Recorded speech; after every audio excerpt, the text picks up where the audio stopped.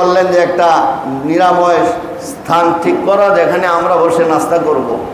তো একটা জায়গা নির্ণয় করা হলো, নিরিবিলি একটা জায়গার মধ্যে হযরত ঈসা আলাইহিস সালাতু ওয়াস সালাম এবং তার সফর সঙ্গী ইহুদি নাস্তা খেতে বসলেন। তো হযরত ঈসা আলাইহিস সালাতু ওয়াস সালামের সাথে 3টা রুটি ছিল। কয়টা রুটি? 3টা। লোক হইল কয়টা? 2টা। তো নাস্তা খেতে বসে হযরতে ঈসা আলাইহিস সালাতু ওয়াস সালাম ইহুদির একটা রুটি দিছে, আর হযরতে ঈসা আলাইহিস সালাম একটা রুটি খাইছে। রইছে কয়টা? একটা রুটি রইছে। এখন হযরতে ঈসা আলাইহিস সালাতু ওয়াস সালাম এই রুটি রাইখা বলো যে তুমি এখানে বসো, আমি আসতেছি। হযরতে ঈসা আলাইহিস সালাতু ওয়াস সালাম কিছুক্ষণ পরে আসার পরে বলছে রুটি কোথায়? কয় রুটি আমি জানি না, খবর জানি না, রুটির খবর জানি না। এদিক দিয়ে রুটির প্রতি তার লোভ হয়েছে যে রুটি তো 3টা, 2টা তো খেয়ে ফেললাম।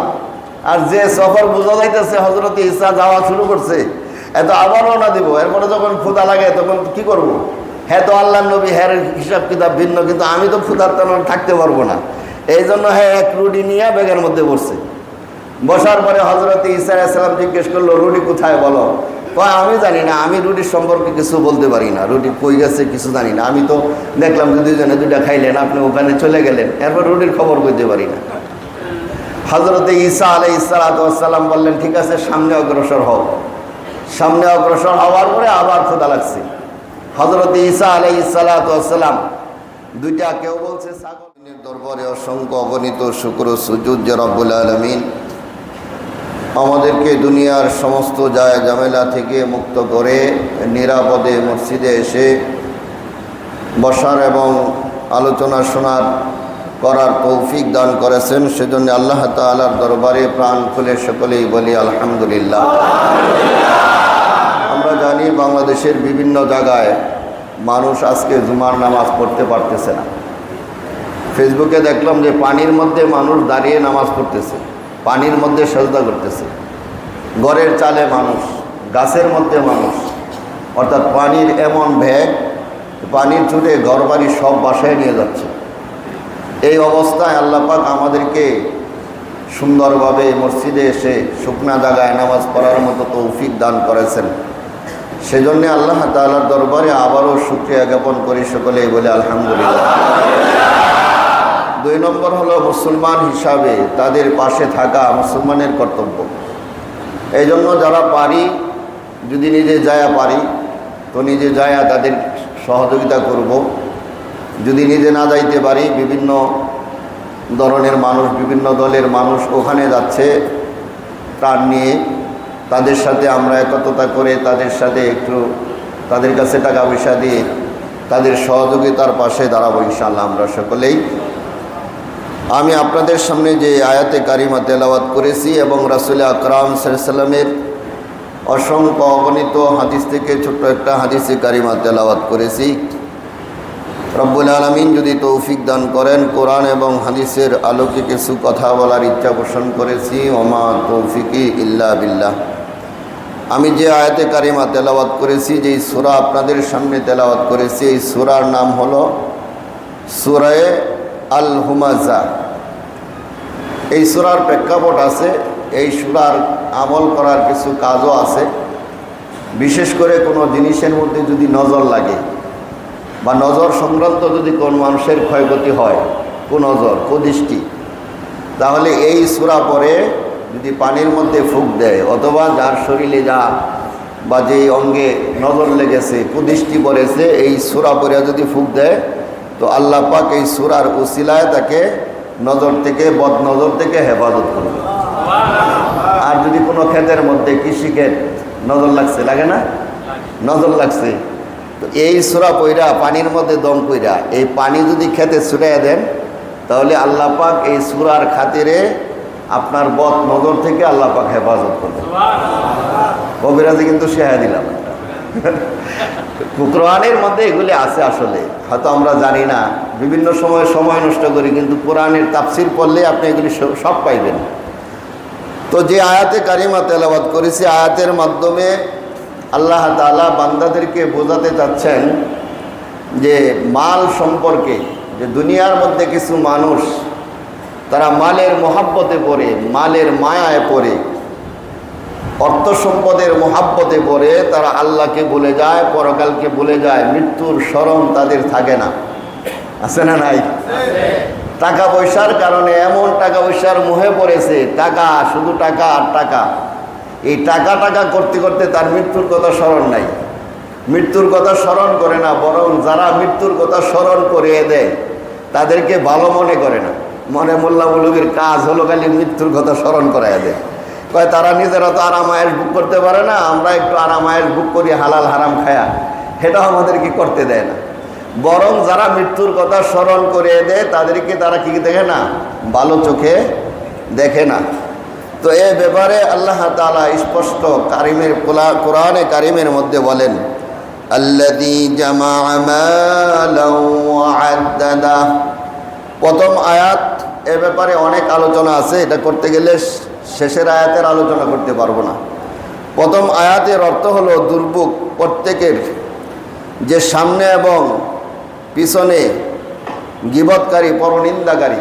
এটার অনেক ব্যাখ্যা আছে, এটার অনেক ব্যাখ্যা আছে। আমরা মনে করি কি একজনের পিছনে কথা বললেই বুঝি গীবত হয়ে যায়, না।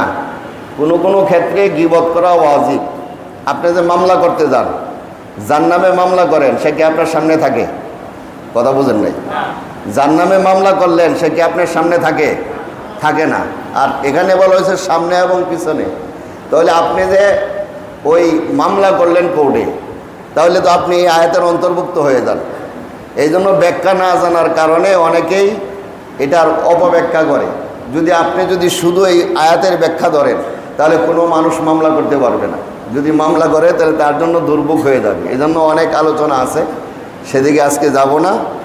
তো মূল কথা হলো, অন্যায়ভাবে অনার্থক মানুষকে কষ্ট দেওয়ার জন্য এই কারো পরনিন্দা করা যাবে না। তো এ ব্যাপারে পরে আলোচনা করব ইনশাল্লাহ বিস্তারিত। আজকের যে উদ্দেশ্য, সে উদ্দেশ্য হলো মাল সম্পর্কে, অর্থ সম্পদ জমা করা সম্পর্কে। আল্লাহ পাক বলেন, আল্লাযী জামাআ মালান ওয়া আদ্দাদা। দুর্ভোগ তাদের জন্য যে সম্পদ জমা করে এবং বারবার গণনা করে। এখানে গণনা করার অর্থ আরেকটা হতে পারে হিসাব করে। যারা কোটি কোটি টাকার মালিক, হাজার কোটি টাকা মালিক, তারা কি বারবার গণনা করে পারবো? ওই যে কার জানি ধরা পড়ছে, শুনলাম যে ব্যাংকের 3 জন কর্মকর্তা 3টা মেশিন দ্বারা টাকা গুনছে, এরপর টাকা গণনা শেষ করতে পারে না। তাহলে হ্যাঁ, টাকা গুনবো, কয় টাকা গুনবো? তো আল্লাহ পাক এখানে গণার দ্বারা উদ্দেশ্য হলো, মানে টাকা পয়সা জমা করে আর এই টাকা পয়সা নিয়ে শুধু পেরেশানিতে তাকে হিসাব করে, কি করবে, বাড়ি কিনবে না মার্কেট করবে নাকি কি করবে, এই ব্যাপারে সে পেরেশানিতে থাকে। এই জন্য আল্লাহ বলেন, আল্লাযী, যারা, জামা মানে জমা করে, মালান মানে মাল, অর্থ সম্পদ, কি করে, ও আদ্দাদা এবং গণনা করে, মানে অর্থ সম্পদ জমা করে। যখন জমা করে তখন তো গণ্যেই জমা করে, এরপরে এটা নিয়ে কি করে, হিসাব করে, শুধু হিসাব আর হিসাব। আল্লাহ বলেন, এরা যে এই যে মালের পিছনে এদের মালের পিছনে যে এদের সময় নষ্ট করে, এদের মেধা নষ্ট করে, আল্লাহকে বলে যায়, পরকালকে বলে যায়, মৃত্যুকে বলে যায়, তার কারণ হলো, তার কারণটা দ্বিতীয় আয়াতে আল্লাহ পাক বলেন, ইয়াহসাবু আন্না মালাহু আখলাদা। তার কারণ হলো, ইয়াহসাবু, তারা ধারণা করে, আন্না মালাহু, নিশ্চয়ই তাদের মাল, আখলাদা, চিরস্থায়ী, চিরজীবী। অর্থাৎ তাদের এই মাল, এই তাদের সম্পদ, তাদের এই উপকরণ আজীবন থাকবে, চিরকাল থাকবে, তাদের সাথী হয়ে জীবন বড়াই থাকবে। অথচ মাল চিরকাল মানুষের কাছে কি করে না, থাকে না।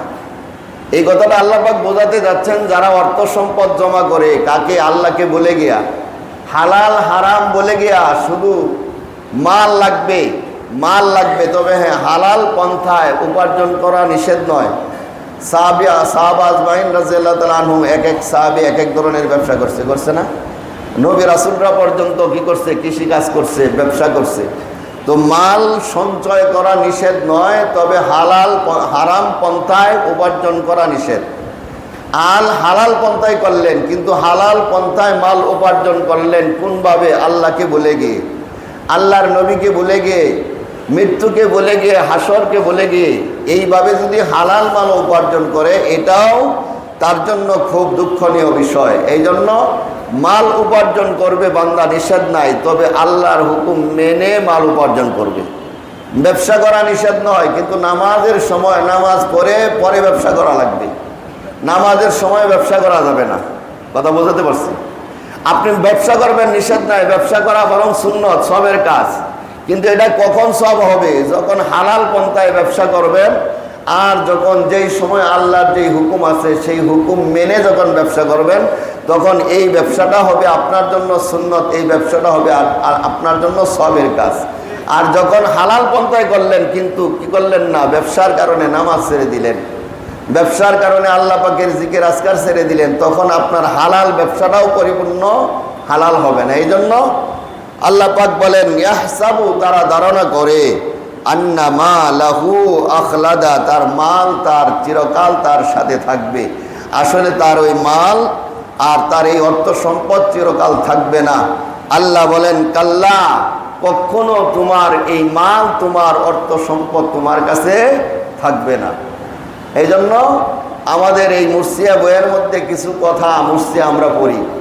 এক সাআত বিনা ঠহরে, এক সাথ বিনা ठहरे जिनका वादा आ गया जी के जी में ही रहे अरमान सारे चल बसे मुल्क दौलत माल जल कुछ है न साथ मुल्क दौलत माल जल कुछ है न साथ।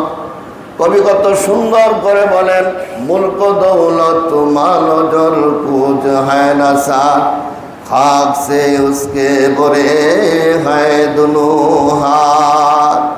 मुल्क दौलत माल झल, मुल्क माने राजत्व, दौलत माने अर्थ सम्पद, मान माने टाका पयसा, मुल्क दौलत माल झर, सुनाम सुख्याति, যেই সুনাম সুখ্যাতির জন্য পাগল। পাগল না?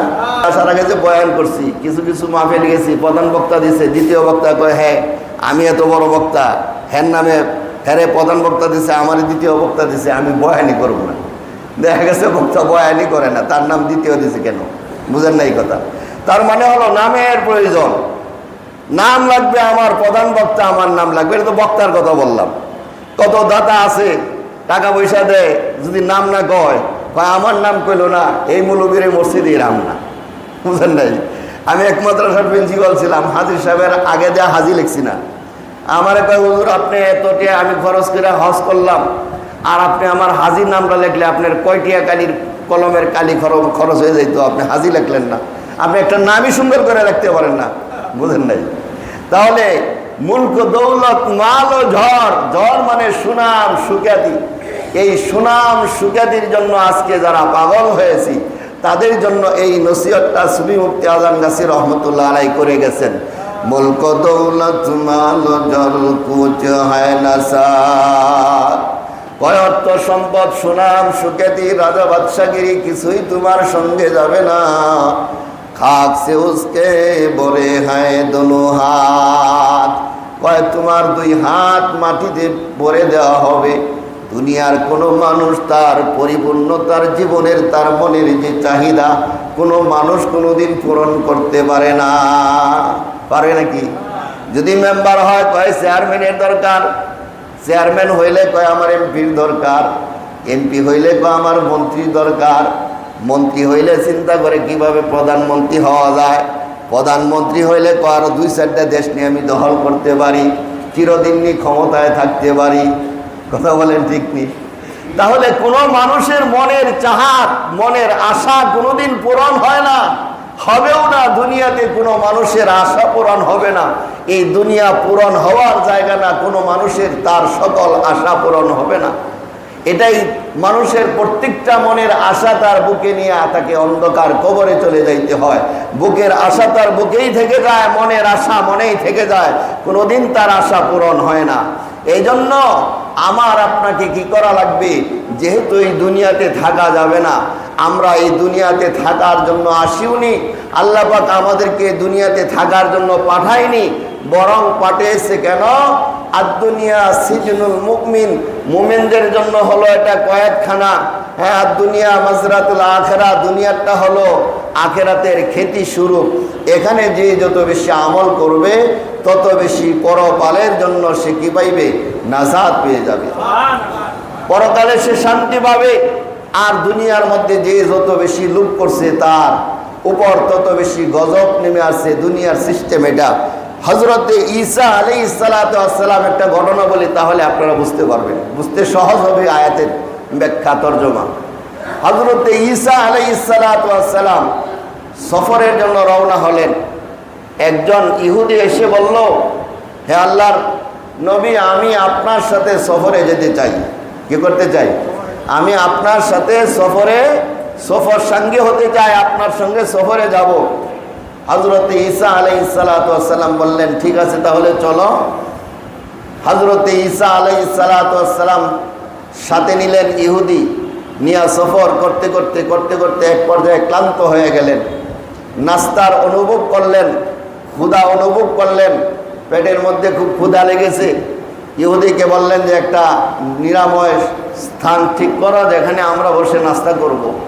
তো একটা জায়গা নির্ণয় করা হলো, নিরিবিলি একটা জায়গার মধ্যে হযরতে ঈসা আলাইহিস সালাতু ওয়াস সালাম এবং তার সফর সঙ্গী ইহুদি নাস্তা খেতে বসলেন।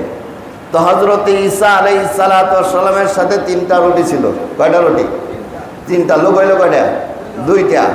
তো নাস্তা খেতে বসে হযরতে ঈসা আলাইহিস সালাতু ওয়াস সালাম ইহুদির একটা রুটি দিছে, আর হযরতে ঈসা আলাইহিস সালাম একটা রুটি খাইছে। রয়েছে কয়টা? একটা রুটি রয়েছে। এখন হযরতে ঈসা আলাইহিস সালাতু ওয়াস সালাম এই রুটি রাইখা বলো যে তুমি এখানে বসো, আমি আসতেছি। হযরতে ঈসা আলাইহিস সালাতু ওয়াস সালাম কিছুক্ষণ পরে আসার পরে বলছে, রুটি কোথায়? রুটি আমি জানি না, খবর জানি না, রুটির খবর জানি না। এদিক দিয়ে রুটির প্রতি তার লোভ হয়েছে যে রুটি তো 3টা, 2টা তো খেয়ে ফেললাম। আর যে সফর বোঝা যাইতেছে হযরতে ঈসা যাওয়া শুরু করছে, এত আবার রওনা দিব। এরপরে যখন ক্ষুধা লাগে তখন কি করব? হ্যাঁ তো আল্লাহর নবী, হ্যাঁ হিসাব কিতাব ভিন্ন, কিন্তু আমি তো ক্ষুধার তেমন থাকতে পারবো না। এই জন্য হ্যাঁ এক রুটি নিয়ে ব্যাগের মধ্যে বসছে। বসার পরে হযরতে ঈসা আলাইহিস সালাম জিজ্ঞেস করলো, রুটি কোথায় বলো? আমি জানি না, আমি রুটির সম্পর্কে কিছু বলতে পারি না, রুটি কই গেছে কিছু জানি না। আমি তো দেখলাম যে 2জনে 2টা খাইলেন, আপনি ওখানে চলে গেলেন, এরপর রুটির খবর বলতে পারি না। হযরতে ঈসা আলাইহিস সালাতু ওয়াস সালাম বললেন, ঠিক আছে সামনে অগ্রসর হও। সামনে অগ্রসর হওয়ার পরে আবার ক্ষুধা লাগছে। হযরতে ঈসা আলাইহিস সালাতু ওয়াস সালাম 2টা, কেউ বলছে ছাগল, কেউ বলছে হরিণ। এবার একটা হরিণকে ডাক দিছে, ডাক দেওয়ার পরে হরিণটা কাছে আসার পরে জবাই করছে, আল্লাহর কাছে মোনাজাত করছে, আল্লাহ তোমার পক্ষ থেকে হরিণটারে খাবারের মতো উপযোগী করে দাও। সাথে সাথে হরিণটা গুস্ত পাক হয়ে গেল। হযরতে ঈসা আলাইহিস সালাতু ওয়াস সালাম এবং তার সাথে যে ইহুদি ছিল, ইহুদি 2জনে মিলে খুবসে আচ্ছমতে খাইছে। খাওয়ার পরে এবার হযরতে ঈসা আলাইহিস সালাতু ওয়াস সালাম মনে মনে ভাবলেন, এবার ইহুদিরে জিজ্ঞেস করি। এমন তো ইহুদির ধারণা ভাঙছে যে খাবারের ব্যবস্থা আল্লাহ করতে পারে, আমি নবী, আমার সাথে যেহেতু আসছে তো খাবারের ব্যবস্থা কে করবে? আল্লাহই করে দিবে। হযরতে ঈসা আলাইহিস সালাতু ওয়াস সালাম লোককে জিজ্ঞেস করলো, ওই ইহুদি ব্যক্তিকে জিজ্ঞেস করলো যে যেই আল্লাহ জীবিত একটা হরিণকে সুন্দর করে খাবারের ব্যবস্থা করে দিলেন, ও আবার এই খাবারের পরে হযরতে ঈসা আলাইহিস সালাম দোয়া করছে, আল্লাহ হরিণটা যেমন ছিল আগে সেরকম করে দাও। সুবহানাল্লাহ। হযরতে ঈসা আলাইহিস সালাতু ওয়াস সালাম দোয়া করার সঙ্গে সঙ্গে হরিণটা আগে যেমন ছিল ঠিক তদ্রূপ হয়ে গেল। এরপরে ইহুদিরে বলল যে যেই আল্লাহ আমাদেরকে হরিণটাকে খাবারের উপযোগী করে দিলেন এবং সেই হরিণটাকে আবার জীবিত করে দিলেন, সেই আল্লাহর কসম খেয়ে বলি, এবার বলো রুটিটা কোথায় ছিল? রুটি খেয়ে নিছে। হ্যাঁ, আল্লাহর কসম আমি জানি না, রুটির খবর আমি জানি না। কি কয়? রুটির খবর আমি জানি না। হযরতে ঈসা আলাইহিস সালাম কিছু বললেন না, যে ঠিক আছে সামনে চলো। এবার সামনে চলতে চলতে চলতে চলতে একটা নদী পড়ছে সামনে। এখন নদীর মধ্যে মাঝিও নাই, নৌকাও নাই, কিচ্ছু নাই। এখন ইহুদি বলে, এবার নদী পার হইবেন কিভাবে? নৌকাও তো নাই, নৌকাও নাই, কিচ্ছু নাই। হযরতে ঈসা আলাইহিস সালাম বলে যে সেই পেরেশানি তোমার করা লাগবে না, আমার সাথে যেহেতু আসছো তোমার কোনো পেরেশানির দরকার নাই, আর তুমি শুধু আমি যে সফর করতেছি আমার সাথে থাকতে চাইছো, তুমি থাকো। হযরত ঈসা আলাইহিস সালাতু ওয়াস সালাম তার ওই ইহুদি সাথীকে হাতে টাইনা ধইরা নদীটা আস্তে আস্তে হাইটা পার হয়ে গেল। এবার পারনির পরে ওই ইহুদিকে বলতেছে, দেখো যে আল্লাহ আমাদেরকে নৌকা ছাড়া নদী পার করে দিছে, সেই আল্লাহর কসম দ্বারা কইতাছি, রুটি কে নিছে বলো, রুটি কার কাছে আছে কও। ঈসা আলাইহিস সালামের কথা হলো রুটি কই গেছে এটা আমি বাইর করে ছাড়ো, কথা বুঝেন নাই? এখন এই ব্যক্তি কয়, না হুজুর আমি তো রুটির খবর কইতে পারি না, রুটি কার কাছে আছে আমি জানি না, অথচ রুটি কার, তার ব্যাগের মধ্যেই রুটি আছে। হযরত ঈসা আলাইহিস সালাতু ওয়াস সালাম বলল যে ঠিক আছে তাহলে সামনে চলো। আবার দুইজন চলতে চলতে চলতে চলতে একটা মাঠের মধ্যে গেছে, যা দেখে অনেকগুলি বালু। হযরত ঈসা আলাইহিস সালাতু ওয়াস সালাম এই বালুগুলি একত্রিত করলেন এবং আল্লাহকে বললেন, আল্লাহ এই বালুগুলি স্বর্ণের টুকরা পরিণত করে দাও। সাথে সাথে সব বালুগুলি কি হয়ে গেল, স্বর্ণ হয়ে গেল। হযরত ঈসা আলাইহিস সালাতু ওয়াস সালাম এই বালুটিরে তিনটা ভাগ করছে, তিনটা ভাগ করছে, মমতার বালু নাই, কি হয়ে গেছে, স্বর্ণ হয়ে গেছে। তো এই স্বর্ণটিরে তিনটা ভাগ করে বলতেছে, দেখো এই তিনটা ভাগ হইলো তিনটা রুটিওয়ালা, দুইটা ভাগ হইলো আমরা দুইজনে দুই রুটি খাইছি, আর একটা ভাগ হলো যে যার কাছে এই রুটিটা আছে হ্যাঁ এই ভাগটা পাইব। এখন লোকটা কয় স্বর্ণ, তো কথা বোঝেন নাই, স্বর্ণের লোক কার না আছে, কথা বোঝেন নাই? মানুষে কয় নারীর লোক, আর হইলো মাছের লোভ, আর হইলো টাকার লোভ, সোনার লোভ, এটি হলে মানুষে ছাড়তে পারে না। তো এখন যখন দেখছি আরে এতক্ষণ যা কইছি কইছি, এখন যদি মিছ কথা কই তো আমার সব গেল।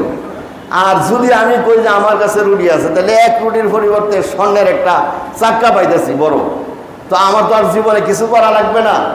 এবার কয় হুজুর রুটি তো আমার কাছে আছে, এতক্ষণ যা কইছি সব মিছ কথা কইছি, রুটি আমার কাছে আছে। তাহলে এই হিসাবে আপনি স্বর্ণের ভাগ একটা পাইবেন, আমি কয়টা পাবো, দুইটা পাবো। এখন আমাকে দুই ভাগ দেন, আপনি এক ভাগ নেন, এই রুটি আপনি রুটি আপনি লয়ে যান। রুটি বেগতে বার করিয়া হযরত ঈসা আলাইহিস সালামকে রুটি দিয়ে দিচ্ছে। এবার হযরত ঈসা আলাইহিস সালাম কয়, রুটি যেহেতু তোমার কাছে, এতক্ষণ বললাম দিলা না, ঠিক আছে তাহলে স্বর্ণ আমার একটাও লাগবে না, তোমাকে এই তিনও স্বর্ণের এই পাহাড় তোমাকে দিয়ে দিলাম, তিনও স্বর্ণের চাক্কা তোমাকে দিয়ে দিলাম, তুমি এদিকে নিয়ে থাকো, তুমি আর আমার সাথে সফর করতে পারবে না। হযরত ঈসা আলাইহিস সালাতু ওয়াস সালাম ওই ইহুদিরা ওখানে রাইখা চলে গেল, স্বর্ণের তিনটা বড় বড় মনে করেন পাহাড়ের মতো হয়ে গেছে। আবার ওই লোক মহা আনন্দে খুশি, তার আর জীবনে আর কিছু লাগবে না, কারণ তিনটা স্বর্ণের আপনার টিলা আছে, তিনটা স্বপ্নের আছে, আপনার চাকা পড়ে রয়েছে বড় বড়। তো হযরত ঈসা আলাইহিস সালাতু ওয়াস সালাম চলে গেলেন। এই ঘটনাটা এই জন্য বলতেছি, আমাদের দেশের বর্তমান পরিস্থিতির সাথে ঘটনাটা আমি মিল করে পাইছি, কথা বুঝেন নাই? এই জন্য কমপক্ষে 20-30টা কিতাব তালাশ করে এই ঘটনাটা আমার কাছে মনোভূত হয়েছে, যেন আপনাদেরকে শোনাই দিয়েছি। এরপরে হযরত ঈসা চলে গেল, সে খুব আনন্দ উল্লাসে সে তিনটা স্বর্ণের এরকম চাকা নিয়ে বসে রয়েছে। এবার ওই রাস্তা দিয়ে ডাকাত দল যাইতেছিল, ডাকাত দলে দেখে আরে একটা লোক সামনে তিনটা পাহাড়ের স্বর্ণের এরকম পুতলা বের রয়েছে, আমাদের তো আর জীবনে ডাহাতি করা লাগতো না, এরে মারলে আমাদের জীবন যথেষ্ট, ডাহাতিও আর জীবনে করা লাগতো না। যখন মারার জন্য উদ্যত হয়েছে, মারার জন্য প্রস্তুতি গ্রহণ করছে, তখন ওই ইহুদি ব্যক্তি বলতেছে, শুনো আমি সফরে কিন্তু খালি খালি আইছি না, আমার সাথে মনে করো কিছু আছে, সুতরাং আমারে মারলে তোমরাও ক্ষতিগ্রস্ত হইবা, তাহলে আমার কথা শুনো আগে, এরপরে যদি মারানো লাগে তো মাইতো আমারে। এখন যদি তিনজনে মিলে দস্তদস্তি করি, হয়তো আমারে মারবা কিন্তু তোমরাও কিন্তু ক্ষতিগ্রস্ত হইবা, এগুলির দরকার নাই। চলো এক কাজ করি, আমরা এই তিনটা স্বর্ণের এই চাকা বা তিনটা স্বর্ণের এই পুটলা আমরা তিনজনে নিয়ে যাই, ভাগবণ্ড করে সুন্দর করে তিনজনে নিয়ে যাই, ঝগড়াঝাড়ির দরকার নেই। হে তিনজনে চিন্তা, দুই ডাহাতে চিন্তা করলো, হে যেহেতু স্বর্ণের মালিক, হ্যাঁ একটা না দিয়ে দিলাম, আমরা তো দুইটা পাইতেছি, আর ওর সাথে মারামারি করতে যায় যদি লেট হয়ে যায়, দেরি হয়ে যায়, আবার যদি রাস্তা দিয়ে দিক দিয়ে কেউ আসে, তাহলে তো যেই দুইটা পাবো সেই দুইটাও যাইব। এইগুলো করার দরকার নাই, মারামারির দরকার নাই, ঝগড়ারও দরকার নাই, সুন্দর মতে তিনজনে তিনটা নিয়ে যাবো। এখন তিনজন হয়েছে, শক্তিশালী হয়েছে। এখন একজনে কইতেছে যে দোস্ত অনেকক্ষণ ধরে হাঁটতেছি, খিদা লেগে গেছে, তো তুমি কিছু খাবার নিয়ে আসো, খাবারটা খায়া এই স্বর্ণগোলা সুন্দর করে বাক করিয়া এরপরে আমরা তিনজন তিন দিকে চলে যাব। এখন ওই স্বর্ণের যে মালিক সে তো এখানে আছে, আর ওই যে দুইজন আসছিল, দুই ডাকাত, এক ডাকাত আরেক ডাকাত রে তুই কাজ কর, যদি দুইজন দেয় তো হ্যাঁ স্বর্ণ লয়ে যাবো গা। আর এই স্বর্ণওয়ালা যাইতে কইছে কোন আমি যাইতাম না, কারণ আমি যাইলে তোমরা স্বর্ণ লয়ে যাবে গা। তাহলে কাজ করো, কি করবা? তোমরা যে দুইজন আছে, দুইজনরে একজন এনে থাকো আর একজনরে খাবারের লেগে পাঠাও। তো দুইজন এখানে গেছে, একজন দুইজন রয়ে গেছে, একজন কই গেছে? খাবারে লেগে গেছে। বুঝেন নাই কথা? একটু হানা কিছু কয়ে তো তো খাবারে লেগে গেছে। এখন যে খাবারে লেগে গেছে হ্যাঁ চিন্তা করে, এরি স্বর্ণ, এতগুলি স্বর্ণ কি করা যায়, কেমনে একলা একলা পাওয়ার, যদি পাইতাম তো আমার জীবন ধন্য হয়ে যেত। হ্যাঁ, আমার স্ত্রী ছেলে মেয়ে সব সোনাটা সাজায় দিতাম, জীবন ভরা কত কষ্ট করছি, এগুলি দিলে তো বউ খুশি হয়ে যাইব, মাইয়াও খুশি হইব, হালিও খুশি হইব, আর পরের টাকা তো শেষ হইতো না, কারণ স্বর্ণের সাক্ষা তো। কি করা যায়? মনে মনে সিদ্ধান্ত করলো, খাবারের লাগে তো আমি একলাই আইছি, তো খাবারের মধ্যে বিষ মিশ্রণ করে দিই। হ্যাঁ, যে কোনো কলা কৌশলে আমি কম যে আমি খাইছি, তোমরা দুজনে খাও, আমি আর খাবো না। অথবা কিছু খাবারের মধ্যে বিষ মিশ্রণ করছে, কিছু করে নাই, যেটার মধ্যে হ্যাঁ খাইব। তো এই চিন্তা করে খাবারের মধ্যে বিষ মিশ্রণ করে রওনা দিছে। আর যেই দুজন ওখানে ছিল সেই ডাকাইতে চিন্তা করে, আরে ও তো আমার ডাকাইতের সাথী, ও না ফাইলে না ফাঁক, আমার সমস্যা কি? দেখেন না আমাদের দেশের অবস্থা, এত বন্ধু, এত পিড়ি, পুলিশে একজনে ধরে, সেনাবাহিনী একজনে ধরে, আর একজনে দেয় দেখো যে ওই যে তাই নয়। কথা বুঝেন নাই? এটা ফিরি তার মহাব্বত থাকে না, টাকা পয়সার সামনে সব শেষ হয়ে যায়। বুঝেন নাই কথা? একজনকে ধরছে আর একজনে কি করে দেয় দেখো যে ওই যে তাইনেরও ধরে। এই ফিরি তার মহাব্বত থাকে না, টাকার ফিরিত বেশি দিন চলে না। এবার ওই দুই ডাকাতের এক ডাকাত বলতেছে যে তাহলে শুনো, এই যে যদি আমরা দুইজন নেই তাহলে 1.5 বন্ড করে পাইতেছি, আর যদি ও আসিতে তো 1 বন্ড করে লয়ে যাবো গা। তো এক কাজ করি, দুইজনে মিললে ওরে মেরে নেন।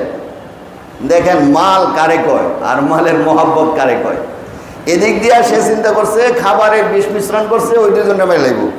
আর এই দুইজনে চিন্তা করতেছে ও আসলে আমরা দুইজনে তরবারিদের আঘাত করে ওরে শেষ করে দেব, মেরে নেন। তো এরা এই চিন্তা করে বসে রয়েছে, আর ও খাবার মধ্যে বিষ মিশ্রণ করছে। এখন ও আসার পরে দুইজনে আঘাত করে ওরে মেরে লাইছে। এখন মারার পরে মহা খুশি, এবার সম্পদ দুইজনে পাইব। এবার কয় তাহলে দোস্ত এক কাজ করি, আবার তো একটা শেষ হয়েছে, এবার দুইজনে ভালো করে খায়া টায়া নেই, খুব খিদা লাগছে, খাই। এবার দুইজনে খাইছে, খায়া টায়া 3 স্বর্ণের পাহাড়ের কাছে 3 জন মৃত্যু অবস্থায় ঢুলে পড়ে রয়েছে। হ্যাঁ, হযরতে ঈসা আলাইহিস সালাতু ওয়াস সালাম এদিক দিয়ে রওনা করছে। রওনা করার পরে দেখে ওই যে স্বর্ণ তার ওই লোককে দেয়া গেছিল, ওই লোক কি অবস্থা আছে? মারা অবস্থায় আছে, স্বর্ণের জায়গা পড়ে রয়েছে। আর এই অবস্থায় তাদের জিন্দিগি শেষ হয়ে গেছে। হ্যাঁ, মুলক দৌলত মাল জল কুজ হয় না সাথ, मुल्क दौलत माल जल कुछ खाक से उसके बुरे हैं दोनों हाथ, एक साथ भी ना ठहरे जिनका वादा आ गया, जी के जी में ही रहे अरमान सारे चल बसे। হযরত ঈসা আলাইহিস সালাতু ওয়াস সালাম এসে দেখে ওই 3 জন লোক 3 অবস্থায় 3টা হালতে, একজনকে মারছে, 2 জন বিষের খাবার খেয়ে 2 জন মারা গেল। এবার 3 জন লোক ওই অবস্থায় পড়ে রয়েছে, আর স্বর্ণগুলি যেই অবস্থায় ছিল ওই অবস্থায় রয়ে গেছে। বুক করতে পারছেনি? বুক করতে পারে নাই। আজকে আমাদের সমাজের মধ্যে দেখা যায় মানুষদেরকে আয়নার ঘরে রাইখা জুলুম কইরা নির্যাতন কইরা কয় 5 লাখ না দিলে ছাড়ুন না, 10 লাখ না দিলে তোকে অস্ত্রের মুখে এবং ইয়াবা দিয়া সাংবাদিক আইনা বলবো তুই ইয়াবার ব্যবসা করো, সন্ত্রাসী করো, অস্ত্র দিয়া তোমাকে অস্ত্র মামলা দেয়া দিব, ইয়াবার মামলা দিয়ে দিব। যদি বাঁচতে চাও 10 লক্ষ টাকা আমাকে ঘুষ দাও। 10 লক্ষ টাকা ঘুষ খাইল, খাইতে খাইতে খাইতে খাইতে পাহাড় পরিমাণ টাকা হয়ে গেল। এবার এমন এক সময় হয়ে গেল, এই এমন এক সময় চলে আসলো তার অর্থ সম্পদ বুঝি নিজে ভোগ করতে পারে না। কথা বলেন ঠিক নেই? ইউনুসে ডাক্তার ইউনুস ঘোষণা দিচ্ছে যারা অবৈধভাবে টাকা খরচ জমা করেছে তাদের ওই সম্পদ বাজেয়াপ্ত করা হবে এবং ওই টাকা, এই টাকা জনগণের ফান্ডের মধ্যে, সরকারি ফান্ডের মধ্যে নিয়ে দেওয়া লাগবে। তাহলে বাবা আমার যে কথা আমার বলার উদ্দেশ্য, যেই সম্পদের জন্য তুমি ছুটলা, যেই সম্পদের জন্য হারামভাবে অন্যায়ভাবে অর্থ সম্পদ কামাই করার জন্য যার পিছনে ছুটলা, যেই টাকার পিছনে দৌড়াইলা, ওই টাকাই তোমার বিপদের সঙ্গী হয়ে গেল। ওই টাকার কারণে তোমাকে চিরজীবন কষ্টের মধ্যে তোমাকে ফেলে দিল। এজন্য আল্লাহর নবী বলেন, তুমি যদি দুনিয়া চাও তোমার আখেরাত ক্ষতি হবে, তুমি যদি আখেরাত চাও দুনিয়া ক্ষতি হবে। আল্লাহর তরাং তুমি আখেরাতকে ভয় করো, আখেরাতকে তুমি প্রাধান্য দাও। ওয়াল্লাহি মাদ দুনিয়া ফিল আখিরা ইসলু মিসলু মা ইয়াজালু আহাদুকুম মিসবাহু ফিল ইয়াম্মি ফালয়ানজুর বিমা ইয়ারজি। আল্লাহর হাবিব বিশ্বনবী এই দুনিয়ার সম্পর্কে অসংখ্য গণিত হাদিসের মধ্যে বলেছে, হে দুনিয়াবাসী, হালাল কামাই করো, হালাল খাও। অর্থ সম্পদ, অল্প অর্থ সম্পদ কামাবে, ওই অর্থ সম্পদ ভোগ করবে, তোমার অন্তরের মধ্যে পরিতৃপ্তি পাবে, শান্তি পাবে। অন্যায়ভাবে হারামভাবে চাঁদাবাজির মাধ্যমে যদি টাকা পয়সা উপার্জন করো, টাকা থাকবে কিন্তু তোমার অন্তরের মধ্যে শান্তি পাবে না। আল্লাহ নবী বিশ্বনবী বলেন, দুনিয়ার মধ্যে সবচেয়ে ওই ব্যক্তি ধনী। আল্লাহর হাবিব বলেন, যার অন্তরের মধ্যে প্রশান্তি আছে, যার অন্তরের মধ্যে শান্তি আছে। দুনিয়ার টাকা পয়সা কোনো মানুষকে এভাবে শান্তি দিতে পারে না। টাকা কম কিন্তু তার অন্তরের মধ্যে আল্লাহর ভয় নিয়া, মনের মধ্যে প্রশান্তি নিয়া দুনিয়ার মধ্যে চলাফেরা করে, কোনো ভয় নাই, টেনশন নাই, পেরেশানি নাই।